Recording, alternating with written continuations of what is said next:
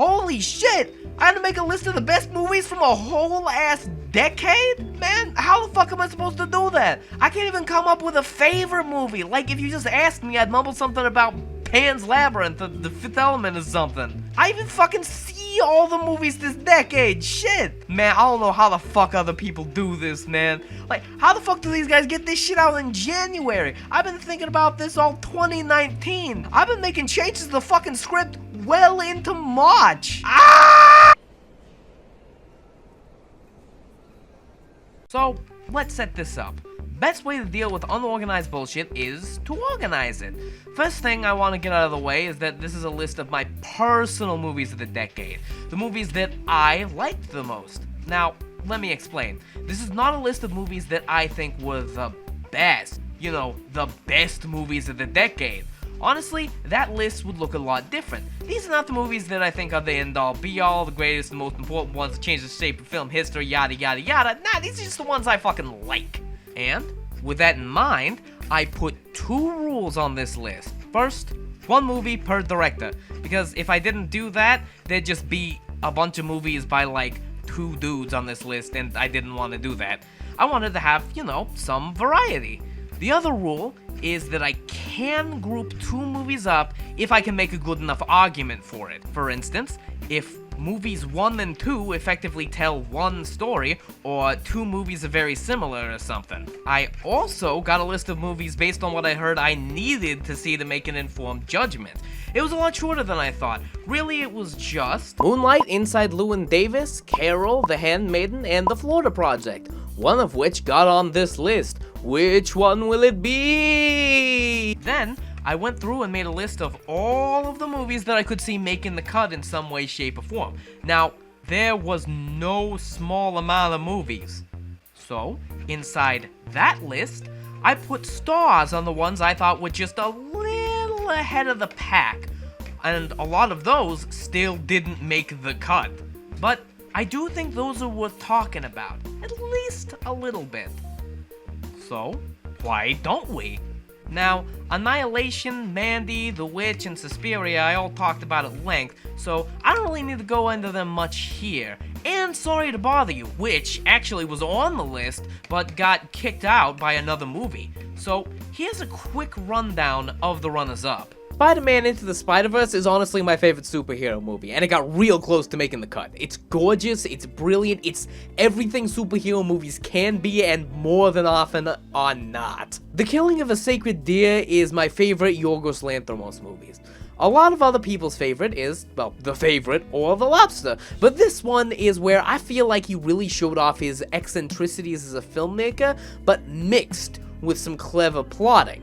It's incredibly awkward and idiosyncratic, cause, you know, Yorgos just be like that, but it's still very, very tense. I love the way this man makes movies, and I think this is the best showcase of what I like about it. Where the John Wick movies are beautiful and Mission Impossible Fallout is brilliant, I think Skyfall just does them all one better. It's a nice little best of both worlds. It's got really, really nice, really clever plotting, the action is all top shelf shit, and it's gorgeous. Just a wonderful movie. The Act of Killing is a documentary that ain't like any you've ever seen. It follows a man named Anwar Congo. He was the perpetrator of the genocide in Indonesia of the people thought to be communists in the 60s. Anwar explores his feelings about the killings in modern day by making movies about them, like really flashy, violent gangster movies. Again, it's a documentary about a man, again, a real man who perpetrated an actual genocide, making movies about killing the people he killed, and through these movies, slowly coming to the realization, or really just admitting, that the people he killed were real human beings, and what he did was incredibly bad. It's like nothing you've ever fucking seen. Wow. Shin Godzilla is the best Godzilla movie. Yeah, I've seen all of them. This is the best one. Similar to how the original Godzilla was a commentary on nuclear armaments and how they could be horribly misused, this one is a commentary on the Japanese government's handling of disasters. Plus, it's got a whole cast of great characters and is the most clever take on the giant monster ever. Hideaki Anno blew this shit out of the park, as was, you know, kind of expected. It's the Evangelion guy doing Godzilla. I mean, what more do you want? Paranorman is, I think, Laika's best movie of the decade. It wears this fun veneer of being your average, like, Illumination movie for the first half, but with some, funny jokes. And then it just takes a sharp turn in the second. The final confrontation in this movie is honestly one of the best final confrontations I've ever seen in a movie. Frank, similarly, comes off as the hipsteriest hipster movie ever made in its first half, but then it starts taking itself very seriously when you learn all of the weird quirks people have, or a little bit more than that. It's a movie that has really stuck with me, and I definitely want to talk about it more at some other point. So those were the big runners-up, and there were a lot of movies on that list that didn't even make the star cut. So I'm just gonna list them because honestly, they're real great, and I'd recommend them to anyone. Inception, Uncut Gems, Wind River, True Grit, Rango, The Raid and the Raid 2, Samsara, Seven Psychopaths, Under the Skin, Her, Tokyo Tribe, Tony Erdmann, Nightcrawler, Cavalry, Blue Ruin, Kumiko the Treasure Hunter, Creed, Anomalisa, Beasts of No Nation, The Wailing, The Irishman, What We Do in the Shadows, 10 Cloverfield Lane, A Ghost Story, 8th Grade, Mission Impossible Fallout, and we need to talk about Kevin. If you were feeling like maybe you should watch any of those, the answer is a hard yes. They're all fantastic in their own special ways. Alright, let's get to the actual nominees. Number 10, The Handmaiden. A movie that I really like is Raise the Red Lantern. This movie is just, what if the main character of that movie fell in love with a servant girl? You have no idea how much this improves the movie. This movie is a tangled web of lies being told by liars. The biggest liar is the movie itself. Park Chan-wook is no stranger to hiding information from his audience. Anyone who's seen Old Boy will know that, but this one takes it a step further, needing to retread over the entire story you just heard to give you information not just from the other person's side of the story, but also information that the other person told the first person that we, the audience, were just not privy to. To put it simply, it's the story of two grifters who are told to put the knives on each other's throats, but the closer they get, the more they fall for each other to spite themselves, ending in them pointing the knives at the people pushing them. It's an incredibly cathartic love-win story that I was not expecting to have a happy ending, but then it just did. It's wonderful. Well, I mean it has a happy ending for two characters and one penis, but still. So let's move on to number 9, Drive. Now, I made a whole video on how this movie was important to this decade, and I really believe it was. But I also just really like it, and I talked about why in my video, so I ain't gonna dwell on this one too much. But this movie does what I really like. It takes the conventions of an oversaturated genre, embraces them, and then elevates them with clever filmmaking. This is a basic bitch gangster story, but it's not. It's a throwback, it's a visual feast, and it's really well thought out. It plays with morality in really fun ways, like, for instance, the guy doesn't get the girl at the end. The girl runs away fucking scared of the guy because he's kind of a fucking psychopath, and then, like, never sees him again. The villains feel more remorse than a hero does for their horrible actions. Plus, it's a nice movie to put on to chill to. It's kind of slow compared to your regular old action gangster movie, but when it gets going, it doesn't stop going. This has been a very good year for Refn, and this movie is why. Because of this movie, he became a household name for cinephiles. You know, a real niche group, which, means I guess it's not really actually a household name, but you get what I'm saying. And he's done some good shit along with this. Only God Forgives, Neon Demon, and his TV series that I ain't seen yet, but I'd honestly be surprised if it hit as hard as this one did. Now on to number 8. Burning. A lot of Korean movies in my top 10, huh? Glad Hollywood just fucking now noticed they exist. Yeah, I already talked about this one too in a video, huh? That was actually my first video, by the way. So instead of talking about this movie at a huge length, I want to talk about my process and why this one ended up here. When I made my big list of possibilities, I put this on that list and thought, this one probably isn't gonna make it to the top 10. Then I thought about it some more. And then I started pitting other movies against Burning in particular. I would see a bunch of other movies and say, but do I like them as much as Burning? And I turned back a lot of no's. Eventually, I put it on the list and used it as sort of a litmus test for who got in. And it got in, because the more I was forced to think, do I like this as much as Burning, I realized just how much I really liked Burning. And this is where I really want to make the point that this is a list of movies that I liked the most. Would I, for instance, concede that Parasite is a better movie than Burning? Yeah, sure. But I liked Burning more. Is The Handmaiden better than both of those movies, maybe combined? Oh, undeniably, but I liked Burning more. It's hard to get across why I like it. It's got all the things I really like, it's one hell of a mystery that borders on horror, which is absolutely my shit, and it's got that good class allegories, but what really stuck with me was the everything around those. The best way to put it is atmosphere. The feeling of those cafes, the hues on the morning run, the dance against the twilight listening to generique, sitting out on the porch, smoking weed, listening to crickets. All that shit just hit me. It stuck to me, and it wouldn't let me go. And that's something a great fucking movie does. Now we get to number 7, blind spotting. So, I made a video about my top 3 movies of 2018, and Blind Spotting got left out.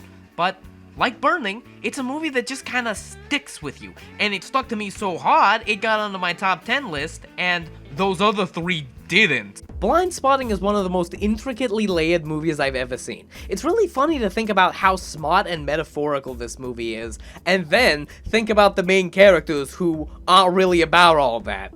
This is a movie about 2 dudes who drive a moving van, smoke weed, freestyle, and try to keep the cops off their asses. But their real struggle is dealing with the fact that their town, fucking Oakland, has had the hell gentrified out of it. It's very direct with its commentary on the surface, but then it has the same commentary subtly buried beneath, with the 1,000-year-old tree stuff and the looking into the eyes of the photographs. This all culminates in the end where the main character sees the eyes of someone in a photograph and then overtly raps about his feelings. It's fucking brilliant. The movie's tone is like this too. I went in expecting a movie that was gonna make me feel like shit, and the first thing it did was it had me on my ass laughing. There's a shit ton of really funny stuff in here, but below all the jokes is painful realism. But then, sometimes, there's painful realism, but below the painful realism is a joke.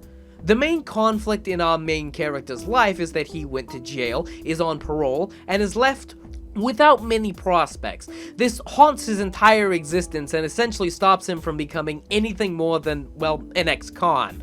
But the reason he was put in jail was because he beat the shit out of a hipster on a pub crawl when the hipster ordered a fancy fucking drink. It's also the best gentrification movie, or at least it really displays what it does the best. It shows how some people are trying to live with it, how some people are actively fighting against it, but mostly just how the tech bros came in and made everything worse for the old residents, and how the people who grew up there don't feel like they're welcome in their own home anymore.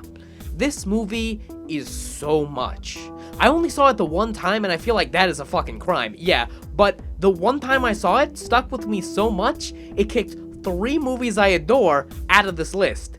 One of which was a Lovecraftian hard sci-fi horror movie. If that don't say everything, I don't know what will. Number 6. These 2 obscure freaking Chinese fucking things that nobody even freaking saw! Now, I am a spiteful man. It is true. The Tale of Princess Kaguya and Song of the Sea both getting on here has actually very little to do with that anonymous rock brain, and again, one day his ass will be mine. But the reason that they're both here is because I couldn't choose between them. An animated movie was definitely going to go on this list, and it really was going to be one of these 2, but fucking which to choose? I could not.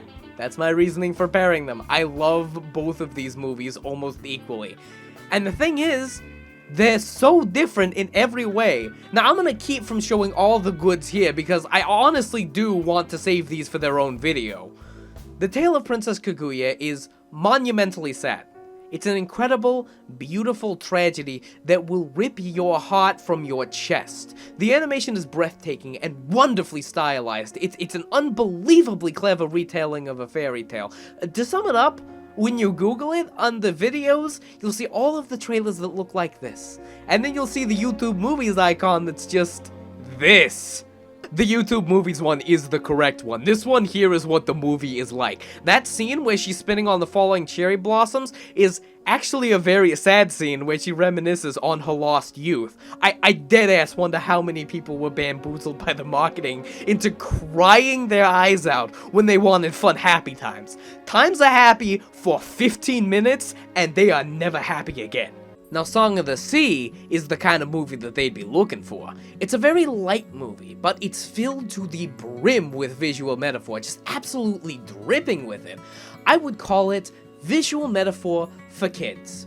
Not to say that it's lesser than regular visual metaphor, what I mean is that if you set a room full of 6th graders down in front of this movie and used it to explain visual metaphor, they'd get it. It's woven into the plot so well that the overtness does not get in the way, and some of it is actually really subtle, like, for instance, Granny's background pill bottles being a direct correlation to Maka's jars took me a couple watches to get. Also, yeah, it's a Tom Moore movie. It's beautiful and stylish and all kinds of goods. One of these days I'll get to setting fire to that Oscar man. One of these days! Number 5. Whiplash. Damien Chazelle had a pretty damn good decade. Aside from this one, he put out La La Land and First Man, which were both fucking bangers in their own right, but, and it might be the hipster in me, I think his first album was the best. Oh, you haven't seen Whiplash yet? Well, what the fuck are you doing? Go fucking see Whiplash! Christ, this movie is good. It's intense, asshole-clenching, pretty, and fuck! The performances in this movie elevated to really fuck. J.K. Simmons is especially good. He plays the fuck hard ass who will shit on you if you fuck up in an attempt to get the best out of them. And Jesus, the intensity in every scene is fucking something else. Like, if you're sitting there and thinking, a movie about jazz drumming? I don't know if I want to watch that. No, you do. You do. You wanna fucking see this shit. But, like with a lot of the rest of this list, what it's got going on underneath is the real shit. It's a movie about the pursuit of greatness, and asks the question, is it fucking worth it? J.K. Simmons plays an abusive teacher who only accepts perfection, and the main character, Andrew Neiman, becomes a reflection of his abusive teacher, essentially throwing everything away to become great. From his girlfriend, to his relationship with his father, to his relationship to his own fucking safety, and he loses so much for it. J.K. Simmons' character, Fletcher, explains that the reason he pushes them so hard is because the next Charlie Parker would keep going no matter what. But there's also the other side of that conversation. The girlfriend he gives up is going to a community college, and is kinda disgusted by his fucking elitism, and how much of a prick the main character becomes. And this also implies the question of, would Charlie Parker ever exist under Fletcher, who teaches at the most elite music school in the country and conducts in fucking Carnegie Hall, whereas Charlie Parker came out of a basement. The metaphorical underbelly of this movie raises a lot of questions about art and what you're willing to do to become a great artist, and that's great. And on the surface, this movie is a 12-round boxing match that goes hard as fuck. Go see Whiplash. Number 4. The Tree of Life. And, by extension, Ad Astra. So, what the fuck do I mean by that? Well, my number 4 pick is mostly The Tree of Life, but more than any other movie I mentioned, I made a whole ass video about that one. So I'm going to use this to talk about Ad Astra, which sort of also gets the number 4 spot because of how similar they are and how much Ad Astra tickled my particular fancy. So, like I said when I made the video on The Tree of Life, it's a wonderful film that is about a lot of things. Like, Whiplash, for instance, has an underbelly and the surface level. Tree of Life doesn't really have a surface level. Ad Astra is essentially what if the surface level for Tree of Life was Apocalypse Now in space. They both broach the same subject of how to be a man when your vision of masculinity that you grew up around was destructive. The Tree of Life had our protagonist stand in a crossroad between the path his mother took and the path his father took, knowing his father's path would lead to unhappiness, seeing how unhappy it made his father. While Ad Astra is about our character walking along the father's path and slowly looking forward at how horrible horrible it could get and then deciding instead to make his own path. One of the most interesting things Ad Astra does is how it creates its world around these ideals. The way Tree of Life does it is it just sets the movie in the 1960s. Ad Astra takes place in a future as envisioned by the people that lived in the 1960s. Everyone, for instance, says a prayer before they take off. The Marlboro Man is on the moon. The world worships the kind of man that the Father is, and worship the Father himself, and by extension, the Son. Everything tries to push our hero down the same path as his father, and it does for a while, until he sees his father and where that path leads. Now, like I said, the surface level of Ad Astra is what it has that the Tree of Life doesn't. Now, Apocalypse Now is one of my favorite movies. I feel like I can just leave that without explaining. Like, if someone told me The Godfather was one of their favorite movies, I'd just be like, yeah. So, Ad Astra follows a similar journey as Apocalypse Now. The journey upriver to confront Colonel Kurtz and seeing what drove him mad as he goes upriver. This is enhanced with the fact that the Kurtz of Ad Astra is the man's father, and the architect of his many woes. And, opposite of Apocalypse Now, he doesn't find the man who captures him, breaks his crew, and manipulates him into doing his will. He just finds a sad, desperate man trying to hold on to everything he left, even as it slips out of his hands. It also seeks to sort of answer the Whiplash question, saying that giving your entire life to these things is inherently destructive, no matter whose foot you're following and say, or what the society you live in says. It's a heavy argument against the way of nature, as posed by the Tree of Life, as our protagonist decides, in the end, to follow in the way of grace, even in so much as proclaiming the beauty of the universe, even though no alien life was found. These are just two wonderful movies that pair together like a good steak and a good fucking whiskey. Now, we're getting into the big three. And these ones really are part of the reason I put one movie per director on this list. And they're the ones I'm gonna talk about for the longest amount of time. Our first one comes from David Fincher, who, if you know anything about David Fincher, you'll know he's pretty good at directing movies. Similar to how, like, if you know anything about Bosch, you'd say, yeah, that guy's pretty good with a paintbrush. The movie that I think more than any other of his this decade that got huge recognition was The Social Network. It was an incredible deep dive into the early days of Facebook and the lawsuits that came to it. A fantastic film that is probably the best opening to a movie ever.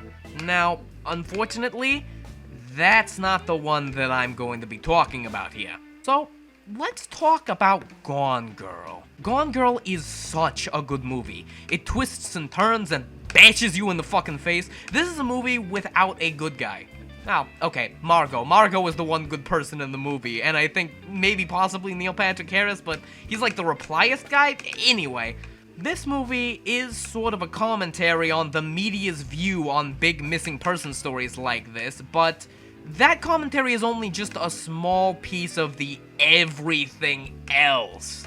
A critique of marriage as an institution, of masculinity, of femininity, the pressure parents put on their children and how that seeps into relationships, just romantic relationships in general. Fuck you, suck my dick, everything sucks. And at one point, it might not have. But we didn't know then what we do now, did we? Welcome to hell. I love this movie. But it's not my number 3 either. She was bright, I find it's much better if she works from home. curious, She's one of the best investigators I had, as you saw from her report. a winning combination in any person. She's different In what way? in every way. I need your help. I'm doing what? Solving a mystery. Someone in the family murdered Harriet, and for the past 40 years has been trying to drive me insane. I need a research assistant. I know an excellent one. Elizabeth. Oh, can I call you Elizabeth? I want you to help me catch a killer of women.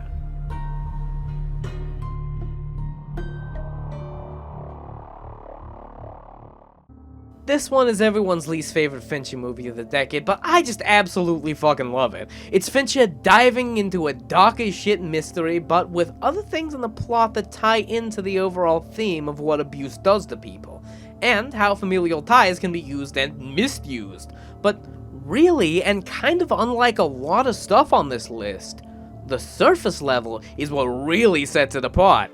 This is a movie about a man named Mikael Blomkvist, who is currently being sued by a guy named Wernerstrom for libel because he received easily provable false information, which makes the newspaper and the publicist, that's his girlfriend, mad. The fact that he's fucking his publicist made his wife mad, so he's also dealing with the whole divorce on top of all this. Then, suddenly, he gets a call from a man named Henrik Wagner, who wants him to write a memoir. This movie is also about a man named Henrik Wagner. Henrik is an old industrialist who lives on an island. He's in his twilight years and haunted by the murder of his niece, and the paintings he's received every year from the murderer. The paintings are a signal, however. It has to be one of his many family members, a couple of whom are Nazis, so he hires Mikael under the guise of writing his memoirs, but he really wants Mikael to solve the murder, and if he does, he'll give him saucy information on Wernstrom. But neither of these people are the girl with the dragon tattoo. The girl with the dragon tattoo is Lisbeth Salander. She's an antisocial hacker fucker who works for a private security firm and did a background check on Blomkvist for Wagner.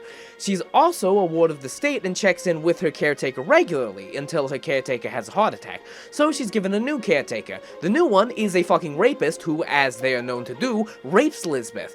Lisbeth then responds by blackmailing him and tattooing "I'm a rapist pig" on his stomach, which, I mean, good for her. While all that's going on, Mikael searches for clues, talks to people, finds a cat, and comes up with mostly nothing, until his daughter, who he's kind of estranged with and who is going to Bible camp, notices the notes on the murdered girl's diary are Bible verses from Leviticus and match up to other committed murders in the area. Now he's learned from his mistake of reporting on misinformation, so he looks for a research assistant. He asks Henrik's assistant, who tells him about the firm, who tells him about Lisbeth, who he tracks down and asks her to help solve the case. This movie is 2.5 hours long, and what I just described was the first half. There are a lot of movies that are really long and could be cut down. This one is pretty long and feels like with all the stuff that's in it, it could be way longer. But everything, all of the stuff that I just said, is clear, on display, and it doesn't get muddled. The depth here isn't metaphor. It's in the plotting, it's in the characters, their relationships, and how they all kind of flow into the narrative. It's a wonderfully tangled web of interpersonal stuff, abuse, tragedy, family ties, and pain. It also very much has the same thing that Burning had going on. The cold, oppressive atmosphere in this movie is palpable. This is my favorite movie to watch in the winter. That atmosphere and Finch's general style mixed with that Trent Reznor score gives this movie a very distinct feeling, even separated from the rest of Finch's repertoire.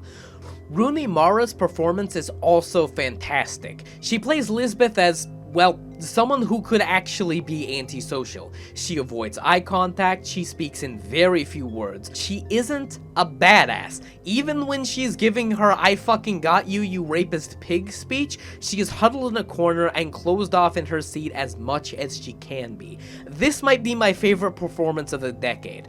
Also, when she meets Mikael for the first time, she's wearing a shirt that just says "fuck you, you fucking fuck," which really gives this movie a few points from me.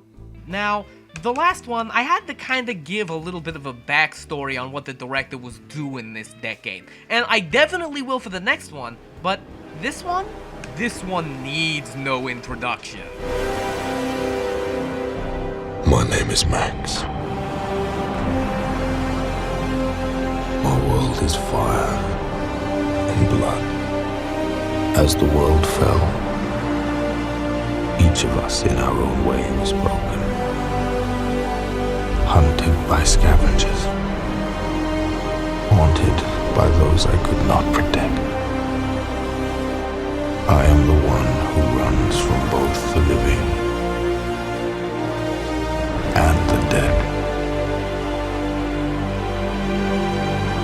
You cannot own a human being! Sooner or later, someone pushes back! We're going to the great place of many mothers. You're an old-man battle martyr! We're not to blame! And who killed the world?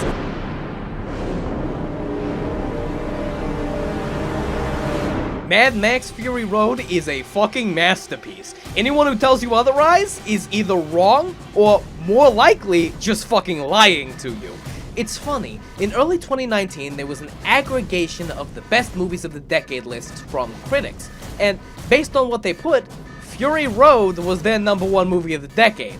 Now, I thought this was a little bit crazy, but, I hadn't seen it in a couple years, so I rewatched it. Then I rewatched it again. And then I rewatched it again. And I can sort of see why. Thing is, if you love film, this one's got something for you, no matter where you're looking or what you're looking for. The cinematography is beautiful, the score is immaculate, the design work is great, it's the best action you're gonna get in a movie. Now, my personal thing for this movie is how it doles out information. This is some of the best world building in a movie I have ever seen. This movie conveys so much information to you so well, even though it's just a 2-hour-long car chase. You get an idea of the different factions, the setup of societies, religions, the caste system, all doled out in snippets of dialogue in between cars fucking blowing up. Think about how much you know about this world compared to what the movie really is. It does so much with so little. It's goddamn brilliant.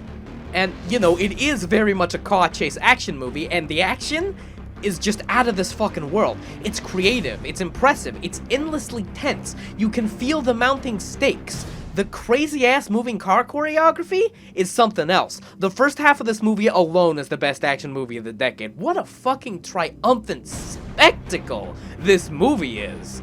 Now, going back to the critics thing, and the fact that this movie showed up at the Oscars in several categories, well, a lot of times when you look at a big spectacle movie like this through a real critical lens, you're gonna see that maybe the movie isn't actually super good. This movie has the opposite effect. When you really deep dive into this fucking thing, you see just how good it really is. So, now we get to #1. And, if you've been paying attention to movies, you might have noticed that there's one person who hasn't had any of his films mentioned yet, but had probably the best decade as a director. Good old Denis Villeneuve. Let's just go over the movies he put out this decade. The first movie he put out was in 2010. It was called Incendies. It's a movie about two kids trying to find out about their mother, and their mother who is embedded in a civil war and how its atrocities hunted her whole life. A real fucking strong start, this one. A brutal bastard of a movie. Then he has a real talent for portraying atrocity and getting across the humanity of the victims in the moment that atrocity is being committed. And this is the best showcase of that talent. The bus scene will fuck you up. After that, he made an English language film. It was his first. It was called Prisoners. It's a movie where Jake Gyllenhaal needs to solve the murder of Wolverine's daughter before he fucking kills Alex Jones, as played by Paul Dano in his murder dungeon. This was Villeneuve's, I think, first attempt at doing something really Fincher-esque. Turns out he's really good at that, and this movie really got people on the Denis train. This movie was our boy showing American audiences how little he fucked around. His next movie was completely different, but came out only like a year after.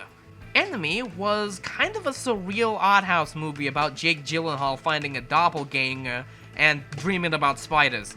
And, well, crazy shit ensues. This was actually the first Denis Villeneuve movie I saw, and it really got me into him.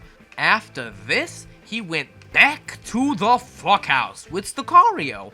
This is probably the closest thing he's ever made to a horror movie. This is a movie about a very by-the-book woman who joins the over-the-border wing of the DEA, where they don't play by the book. But she uses her pluck and know-how to show them how it's done. Then, Villeneuve took a bit of a genre jump with Arrival. Arrival was a science fiction movie about aliens arriving on Earth from the perspective of an interpreter tasked with learning their language. Denis' tension building works really well here on more of a macro scale, and sci-fi seemed to fit him like a glove. It was a good look and really showed off his non-I'm gonna fuck you up talents. But then, tragedy struck. It was then he was approached by Sony Pictures to do a soft reboot of a cult film, to make it a franchise. It went through a tumultuous development that almost bankrupted the studio, and when it was released, it went horribly. An absolute travesty, despised by critics and fans alike. It was cited as the worst attempt to reboot a film ever made. And I am absolutely fucking with you.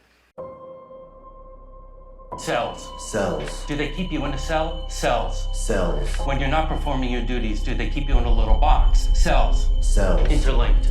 Interlinked. What's it like to hold the hand of someone you love? Interlinked. Interlinked. Do they teach you how to feel finger to finger? Interlinked. Interlinked. Do you long for having your heart interlinked? Interlinked. Interlinked. Do you dream about being interlinked?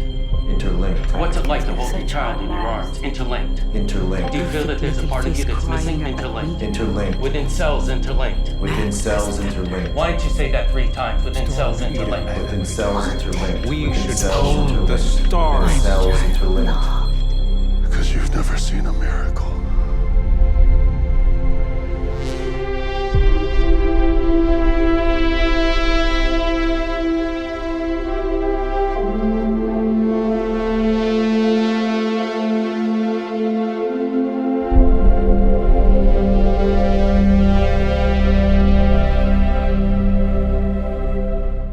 It was real tough to go through all the possible movies, pick 10, and then figure out what went where. But choosing my number 1 was not. And truth be told, putting Blade Runner 2049 as my favorite movie of the decade is just about the most film bro thing I could do, but I ain't even gonna pretend it wasn't the movie that worked its magic on me every second I spent watching it in the theater. The one that had me checking for dates every morning for when the home release would come out. And the one I've rewatched the very most and been spellbound every single time. It's a very intimate movie about a small piece of a giant puzzle. It has the central theme of self-actualization. K is a new model of replicant in a world that hates replicants. His job as a Blade Runner is someone who kills fellow replicants.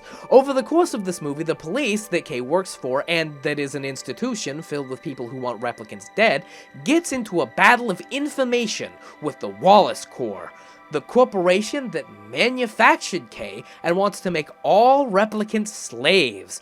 They're fighting over the fact that there exists a replicant that got pregnant and had a baby. The police madam is worried about this because if that came out, replicants might revolt again and it could mean the death of the human race.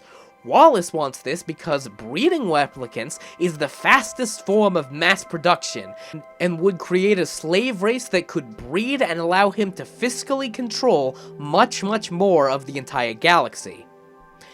And then there's Joy. Joy is Kay's hollow waifu, who was also manufactured by Wallace. Joy thinks Kay should throw all of this in the trash and go be free to live and be loved in warmth, away from the cold, calculated, brutal world. All of these and more pull at Kay as he tries to find the missing replicant child and discovers some shit that kind of rocks his entire ideological world. This movie is like Drive in many ways. Obviously, because it stars Ryan Gosling, he drives around a lot and falls in love with this lady who he drives around. But it's also like Drive in that it's a lot of fun to pick apart. Like, the baseline test, for instance, is a concept, right? All Wallace-era replicants have this veneer of robotic professionalism. Not necessarily because they were programmed out of having emotions and free will, but because that's what's expected of them. Love is my favorite example of this. She's Wallace's right-hand woman and the peak of replicant technology, and she will do anything to follow Wallace's orders, but not because she's trained to be or programmed to be, but because she has an almost religious reverence for Wallace. Like, this isn't obedience, this is zealotry. And because of this, the Madam's fear of an open replicant revolt could be seen as wisdom, or just societal xenophobia. Also, again, this is sort of emblematic in Joy, a waifu bot product that K bought to make his days slightly less lonely, actively baiting him into rebelling against the society that's so cruel to him, and against the corporation that designed both of them. And then there's that bridge scene with the advertisement for Joy as like a sex bot that calls him the same name, Joe, as Joy did, showing that she was working within her programming, but that she was able to move past it to the point that she told him exactly how to disable the tracking device in her emanator. Joy is the best character in the movie. Also, the acting is phenomenal. Like, I really like this new wave of movies where Harrison Ford just plays a grumpy old fuck. Like, his performance in this movie is better than his performance in the original movie. And this movie, aside from like Fury Road, and maybe even more so than that, is the only movie where people just immediately jumped the gun when they saw this and declared it better than the original. And I think, with the benefit of a little hindsight, I can say, and I fucking adore the original, I think it's fan-fucking-tastic, but I like this one better.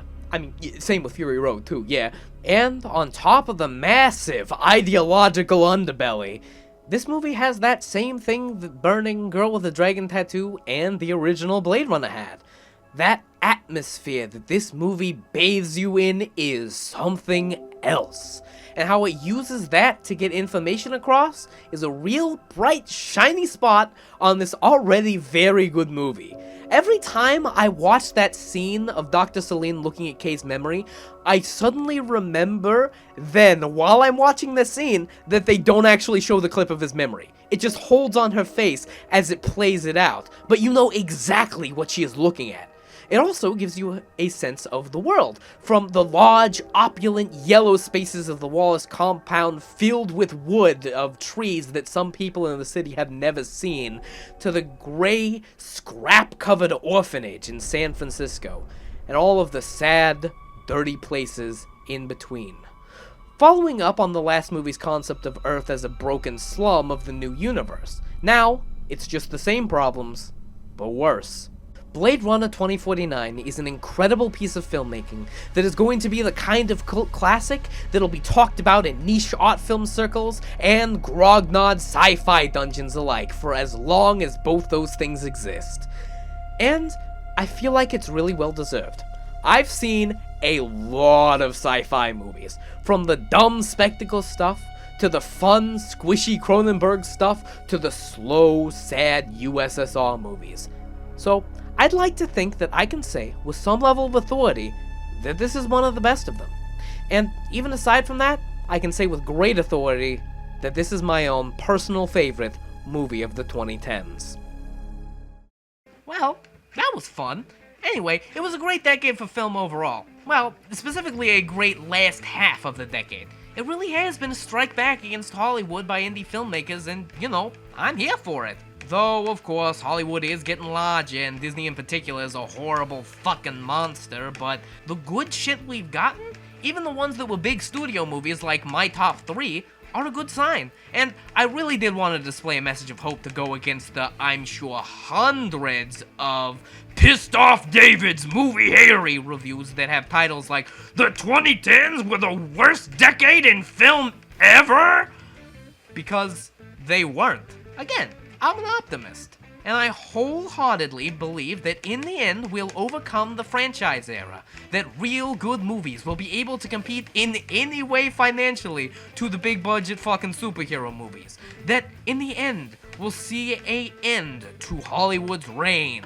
Hopefully, you know, by dragging it out into the street and beating with a cudgel until it stops moving, and then leaving it there with its head cracked open like a fucking egg, as a warning against any other studios that might want to fuck around to become too for-profit. Ah, dreams of utopian age. One day, my friends. One day.